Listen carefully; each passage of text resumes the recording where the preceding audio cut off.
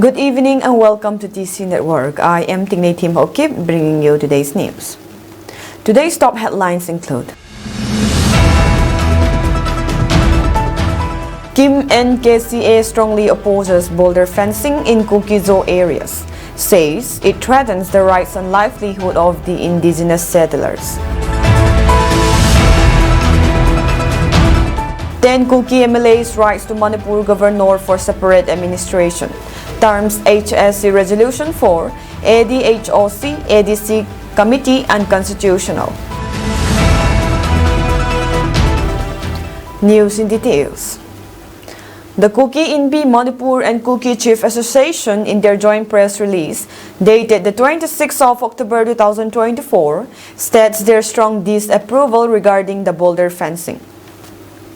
The Kuki Inpi and Kuki Chief Association strongly oppose the proposed boulder fencing along the Indo-Myanmar border, which threatens to infringe upon the cultural, traditional, and historical rights of indigenous tribal communities. The movement of people across the Indo-Myanmar border is not only a matter of tradition, but also a vital lifeline for maintaining our social, cultural, and familial ties with our kin across the border. This proposal directly endangers the centuries-old free movement regime, which is essential to our way of life and heritage. The Kuki people and other indigenous communities have long shared deep-rooted cultural, economic, and social connections that span across borders. The imposition of a physical boundary threatens to sever these connections, disrupting the socio-cultural balance that has sustained our communities for generations. This free movement regime has allowed our people to engage in trade, preserve our cultural practices, and participate in traditional ceremonies and gatherings that reinforce our identity and communal bonds. It is crucial to note that the boulder fencing, despite Nagaland, Mizoram, and Arunachal sharing same boulders with Myanmar, the emphasis is laid on Manipur that has been in an intense conflict for more than a year now. The government must instead focus on solving the long-standing ethnic persecution perpetrated by the Manipur state government against the minority Meiteis. Moreover, the proposed fencing disregards the unique geographical and social conditions of this region, where boulders cut across traditional lands and family networks. The imposition of artificial barriers risks fracturing our communities, isolating families, and erasing the continuity of cultural practices vital to our identity. In light of these concerns, the Kuki Inpi and Kuki Chief Association call upon the government to recognize the historical significance of the free movement regime and its integral role in upholding the rights and cultural heritage of tribal communities. We urge the authorities to reconsider this fencing project and to ensure that any boulder-related measures are implemented with full consultation and respect for the rights and aspirations of indigenous people. Any development proposed or executed against the will and sentiments of the Kuki people will be considered a threat to our cultural and identity and will be befittingly responded by the Kuki people. The 10 tribal MLAs belonging to the Kuki community on Friday once again demanded that a separate administration like that of Union Territory with a legislative assembly for the tribals in Manipur is the only option to resolve the over 17-month-long ethnic crisis in the state. The 10 legislators in a joint letter to Governor Laxman Prasad Acharya said that Union Territory with a legislature is the only viable way ahead for peaceful, neighborly existence. We urge your kindness to find favor with our political demand, which reflects the strong political aspiration of our people, and advocate for our cause, which is the only practical way for a peaceful solution to the crisis, they said. Strongly opposing the Hill Areas Committee HS's recent resolution relating to the Autonomous District Council, Manipur, the 10 Kuki MLAs said that in order to run the administration of ADCs, A committee consisting of total of 20 members for its ADC shall be constituted, of whom 18 members shall be selected from amongst the former ADC members or experts in local self-government, eminent persons, intellectuals, and 2 government. Terming the HSC's resolution as unconstitutional, a mockery of democratic principles, unlawful, unprecedented, arbitrary, divisive, and biased. The legislators said that the resolution was taken while the state's law and older situations prevent half of the HSC members from a particular community from attending the HSC, meeting the state's assembly session since the May 3rd last year. A tribal leader on Friday said 2 ministers and 2 MLAs belonging to the Kuki tribal community during a meeting with the officials of the Ministry of Home Affairs on October 15 told the center that a separate administration like that of Union Territory with a legislative assembly for the Kuki community is the prerequisite for any peace dialogue. We want a Puducherry model of Union Territory in Manipur for the Kuki tribal community. We have been demanding a separate administration for the tribals since the ethnic crisis began in May last year, a Kuki MLA who attended the October 15 meeting in Delhi told IANS. A senior official of the Manipur government, while talking on condition of anonymity, told IANS that the MHA officials in the Delhi meeting were adverse on the separate administration demand of the Kuki ministers and MLAs. Union and the state governments have on a number of occasions earlier also rejected the demand for separate administration or a union territory. 17 months after the ethnic violence erupted in Manipur, the MHA held the first meeting with all 3 major communities, Meitei, Kuki, and Naga, in a bid to find a way to a peaceful solution to the protracted unrest. The non-tribal Meiteis account for around 53% of Manipur's around 3.2 million population and live mostly in the valley regions comprising 6 to 7 districts, while the tribal Nagas and Kukis constitute another 40% of the population and reside in the hill districts, which cover around 90% of the geographical areas of Manipur. Manipur's Damdai Christian College has launched a campaign titled Free and Fair Exams aimed at promoting academic integrity and addressing unfair malpractices during examinations. The campaign, which was launched as part of a one-day awareness program, aims to curb unfair means during examinations and foster a culture of honesty and responsibility among students. Faculty members, students, and staff participated in the program, emphasizing the importance of maintaining ethical standards in academic assessments. As part of the campaign, students were asked to take a pledge to refrain from using unfair means during exams and to act as role models for their peers. They demonstrated their commitment by signing a pledge board promoting a message. Together, we can create a future where integrity, fairness, and equal opportunity thrive in exams. The board also outlined 4 key principles: uphold honesty in my exam, respect the effort of my peers, and understand that success is meaningful when achieved fairly. Adhere to all examination rules and regulations. Be accountable for my actions in upholding the integrity of the exam process. The campaign garnered widespread support from parents, educators, and local community leaders, who view it as a crucial step in ensuring that students in Kangpopi district excel not only academically but also ethically. The initiative is expected to spark similar movements in other schools, further promoting a culture of fairness and integrity across the region. Speaking at the event, Pauten Kipgen highlighted the significance of the program, calling it thoughtful and relevant. I really appreciate Damdai Christian College for organizing such seminars, which is a testament to the college's functionality and status, he said, further emphasizing that while unfair means might offer a short-term victory, they ultimately destroy both the future of individuals and the well-being of society. Let's drop such culture and practices, Kipgen urged. Also present at the event was Assistant Commissioner SC of Kangpopi, Lam Minlal Simte MCS, who offered a powerful message to the students. He compared cheating in exams to cheating yourself and likened it to taking drugs, where the temptation is strong but harmful in long run. Dr. Parmoy Hauki, Vice Principal Academic, also shared her insights, highlighting the detrimental effects of cheating. Integrity in education is one of the most important ethical essence that any education system should follow. The Damde Christian College, spearheaded by our principal and the working staffs, along with the non-teaching staffs, have come to this agreement that we will be spearheading this movement of free and fair exams, not only in the high secondary, but also in all the exams that will come forward.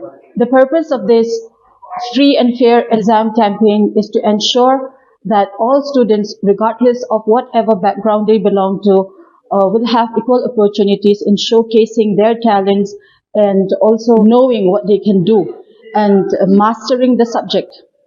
So it will also give a valuable feedback not only to the students, learners, but also to the educators. I will also urge the parents, the CSOs, and the students' organizations to come forward and help us to motivate all the students, not only in colleges, but all around the Kangpopi district, so that we all can help each and every student because they will be our future. So we here at Damde College have started spearheading this movement, and I, on behalf of the staff of this institute, would like to request all the CSOs, the colleges involved, and the parents to be the backbone of our future, that is our children and our.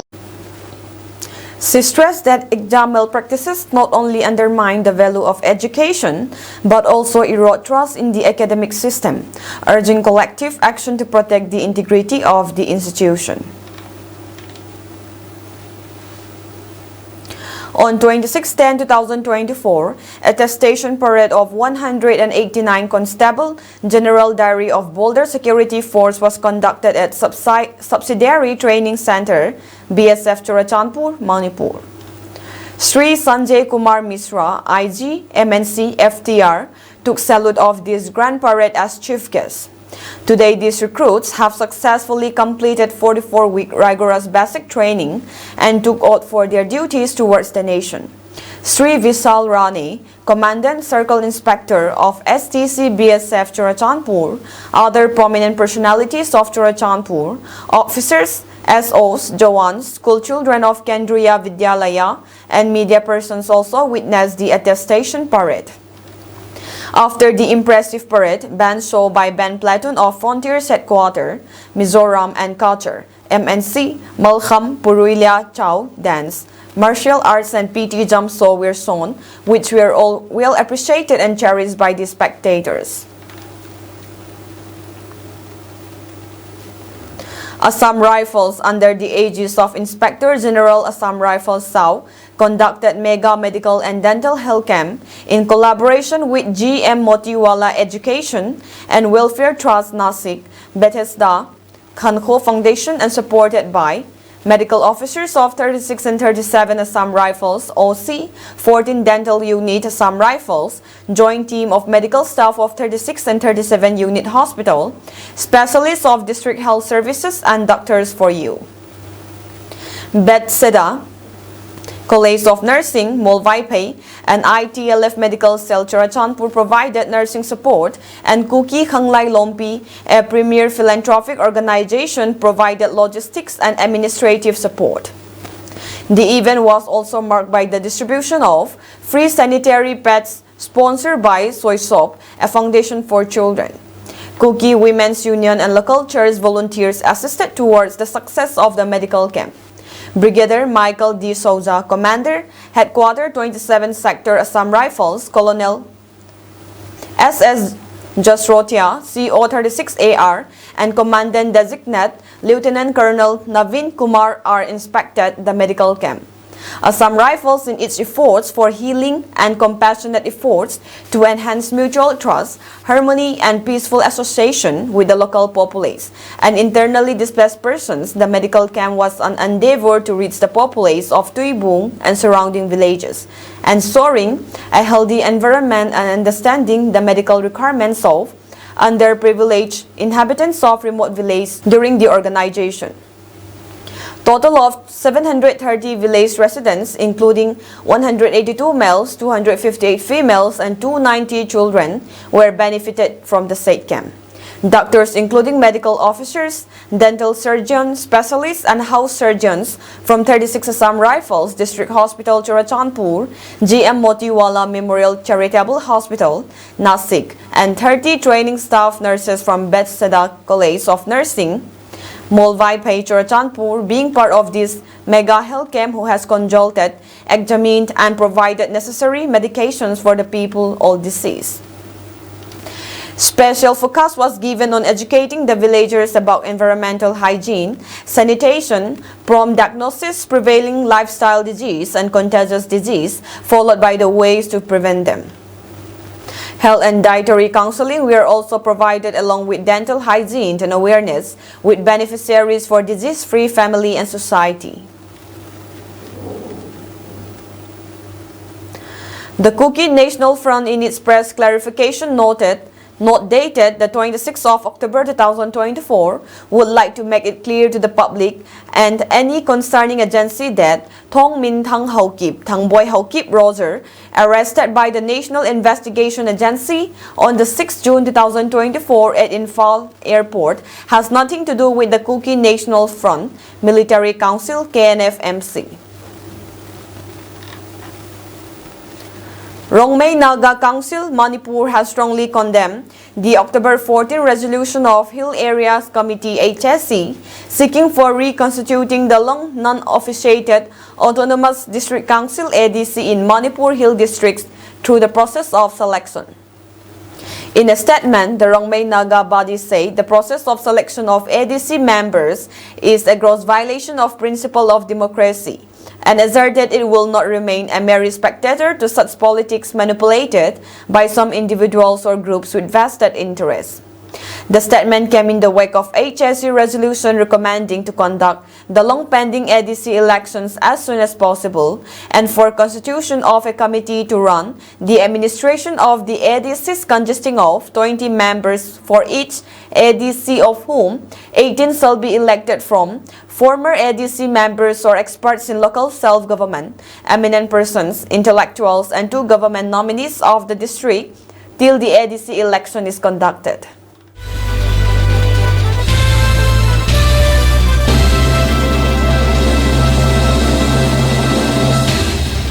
After a key agreement between India and China, the 2 countries have begun a troop in disengagement at the 2 friction points in eastern Ladakh's Demchok and Depsang plains, and this process is likely to be completed by October 28-29. The agreement was arrived at only for these 2 friction points, and talks are still underway for other areas, news agency PTI reported, citing army sources. The sources added that patrolling will begin at these points once the disengagement that began 2 days back is completed, and both sides will move their respective troops and dismantle temporary structures. India on October 21 announced that it reached an agreement with China on patrolling along the LAC, marking a breakthrough in ending the over 4-year-long military standoff which began following the deadly clashes between the troops of both countries in June 2020 in Galwan.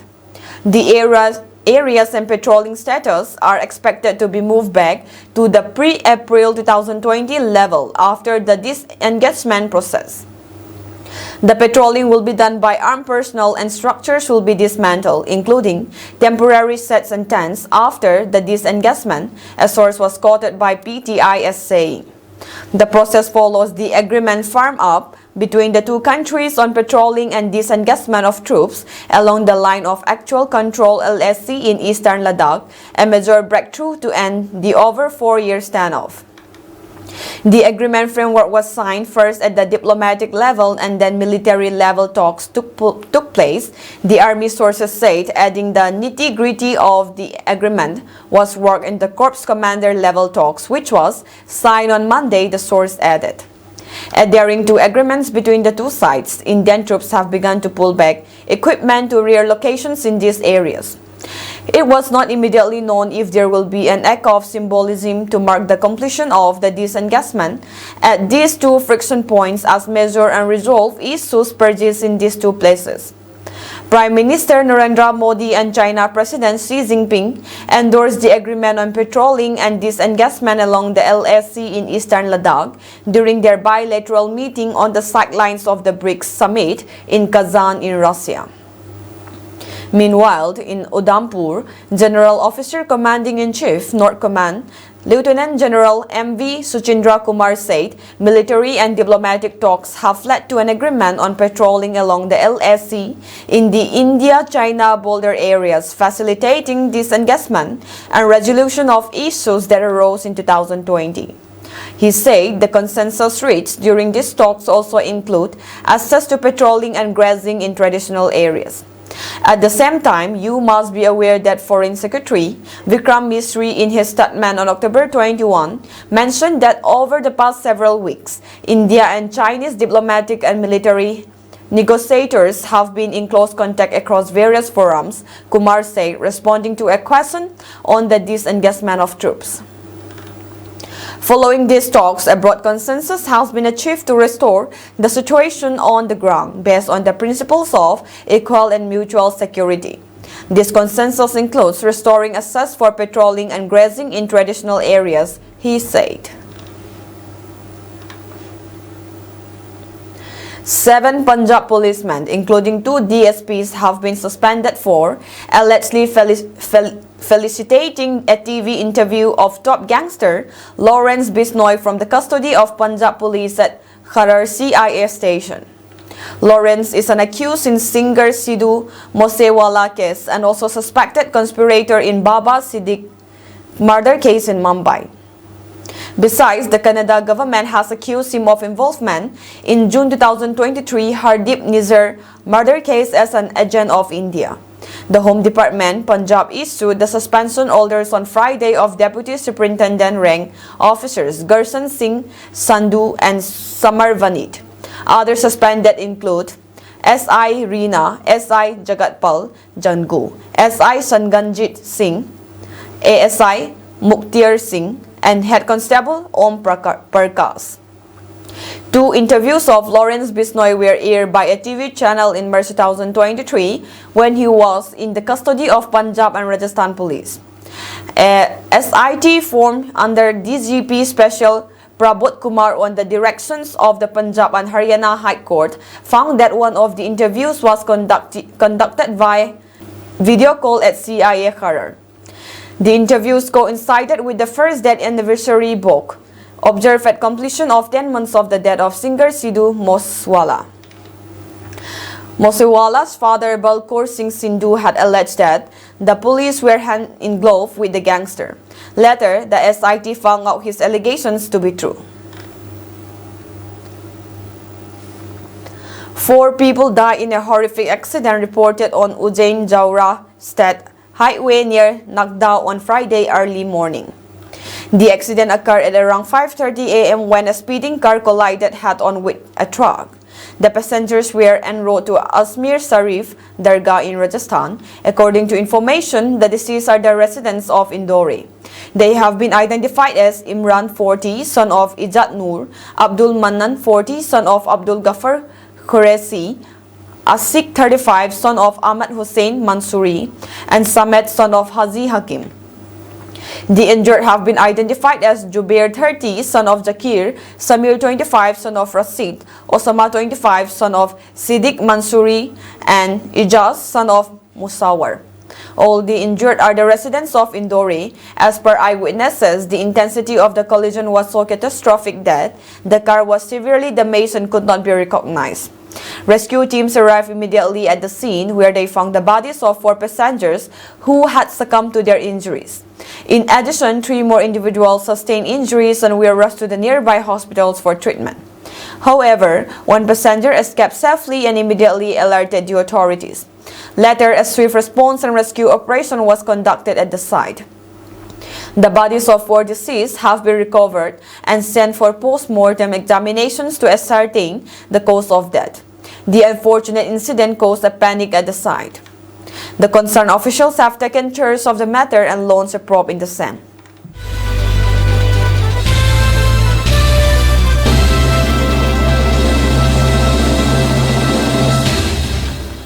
The Israeli military launched early Saturday what it called precision strikes on Iran in response to the October 1 missile attack that Iran launched against Israel.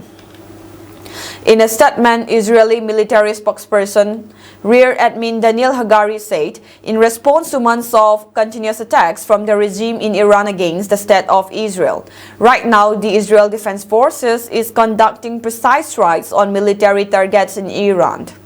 Israel's attack ended just before sunrise in Tehran, with the Israeli military saying it had fulfilled its mission by conducting what it called targeted and precise strikes on military targets in Iran. No casualties in Iran were immediately reported, and the Iranian government said there was minimal damage. On October 1, Iran launched around 180 ballistic missiles at Israel, most of which were shot down by Israeli air defenses with the help of U.S. forces.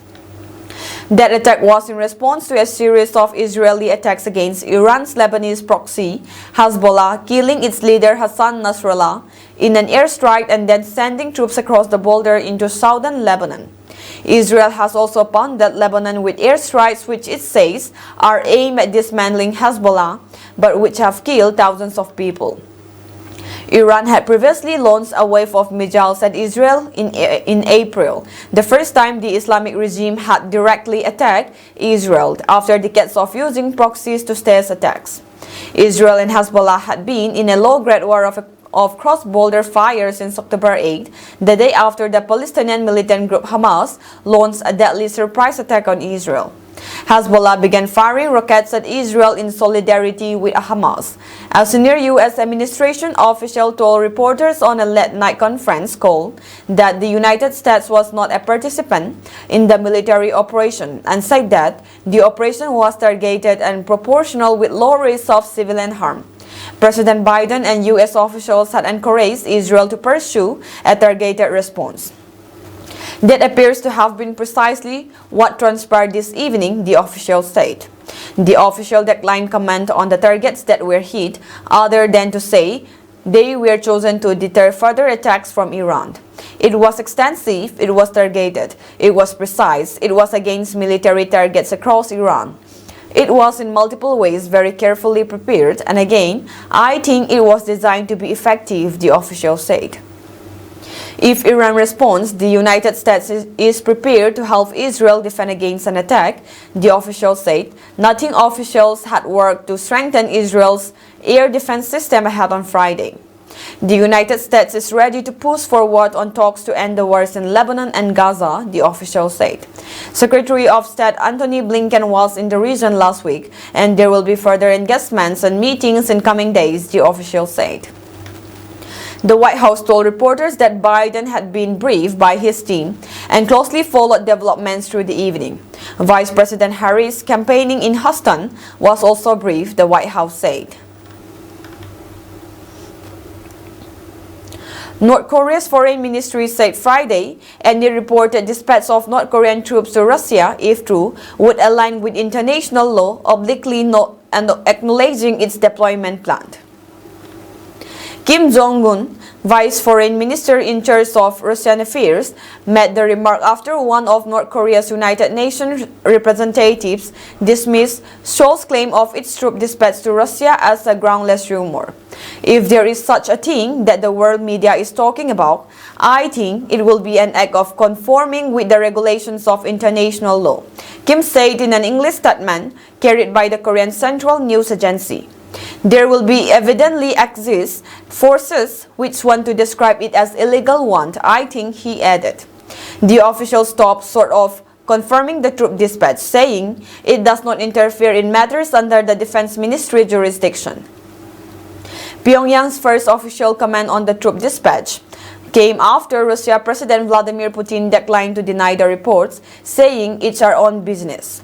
South Korea and the United States have previously claimed that North Korea sent approximately 3,000 troops to eastern Russia for potential involvement in the war against Ukraine. On Friday, Ukrainian President Volodymyr Zelensky said intelligence indicates Russia is expected to deploy the first batch of North Korean soldiers in combat zones as early as Sunday or Monday. 3 journalists from the Hezbollah-affiliated TV stations Al Mayadin, Al Manar were killed and several others wounded in an Israeli airstrike on their press station in Hasbaya, southern Lebanon, early on Friday morning. The strike hit a group of small chalets that 18 journalists from at least 7 different media outlets, including Al Jazeera, Sky News Arabia, and TRT, were staying in while covering the Israel-Hezbollah war in South Lebanon. Several cars with press signs on them were parked in front of the site. Wissam Qassem, a camera operator with Al Manar, and Al Mayadin's Ghassan Nazar, a correspondent, and Mohammad Reda, a technician, were killed in the strike. Al Manar is a Hezbollah media outlet and Al Mayadin is a pro-Hezbollah outlet, but rights groups have said political affiliation does not make journalists a legitimate target. Journalists are considered civilians under international humanitarian law, and deliberately targeting them is a war crime. The killings were condemned by Lebanon's Minister of Information, Jade Makari, who called the attack a war crime. Israel has killed 12 journalists in Lebanon, 6 of whom were on duty since fighting began on 8 October 2023, including the Reuters photographer Issam Abdallah. Investigations by 6 international human rights organizations and media outlets concluded that Abdallah was killed by an Israeli tank in an apparently deliberate strike. Friday's strike hit the group of journalists at about 3:30 a.m. local time. The airstrike happened while we were sleeping. I don't remember hearing the sound of the explosion. I heard the sound of the rocket. I came out and found the chalet had fallen on the journalists, said Darin El Helway, a senior correspondent with Sky News Arabia, who was present at the time of the strike. 3 journalists from the Hezbollah-affiliated TV stations, Al Mayadin and Al Manar, were killed and several others wounded in an Israeli airstrike on their press station in Hasbaya, southern Lebanon, early on Friday morning. The strike hits a group of small chalets that 18 journalists from at least 7 different media outlets, including Al Jazeera, Sky News Arabia, and TRT, were staying in while covering the Israel-Hezbollah war in South Lebanon. Several cars with press signs on them were parked in front of the site. Wissam Qassem, a camera operator with Al Manar, and Al Mayadin's Ghassan Nazar, a correspondent, and Mohammad Reda, a technician, were killed in the strike. Al Manar is a Hezbollah media outlet and Al Mayadin is a pro-Hezbollah outlet, but right groups have said political affiliation does not make journalists a legitimate target. Journalists are considered civilian under international humanitarian law, and deliberately targeting them is a war crime. The killings were condemned by Lebanon's Minister of Information, Jade Makari, who called the attack a war crime. That is all for today's news, and have a pleasant evening ahead.